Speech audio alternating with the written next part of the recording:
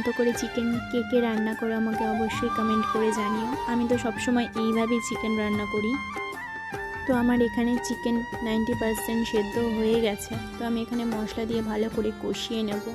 তো তারপরে এখানে নানপুরির জন্য আমি এখানে তেলটা গরম করতে বসিয়ে দিয়েছি। আমি একটা একটা করে নানপুরি এখানে ফ্রাই করে নেব, একটু মচমচে যাতে হয়, তাই জন্য আমি একটু লাল লাল করে ফ্রাই করব। আর আমার চিকেন কষা উইথ নানপুরি দারুণ লাগে। তোমাদের এই কম্বিনেশনটা কার কার কীরকম লাগে আমাকে অবশ্যই কমেন্ট করে জানিও। আমার তো খুব ভাল লাগে, কিন্তু আমি লুচি কিংবা নানপুরি এইসব ভাজতে আমার খুব বিরক্ত লাগে, কারণ অনেকটা সময় নিয়ে এগুলোকে ভাজতে হয়। তো আমার খুবই বিরক্ত লাগে। তোমাদের কি এরকমটা হয় আমাকে অবশ্যই কমেন্ট করে বলো। তো আমি এখানে আস্তে আস্তে সবগুলো কমপ্লিট করে নিচ্ছি। আর এগুলো কতক্ষণে হবে আমি সেটার জন্য অনেকটা ওয়েট করছি যে কতক্ষণে এটা হবে। তো মা এখানে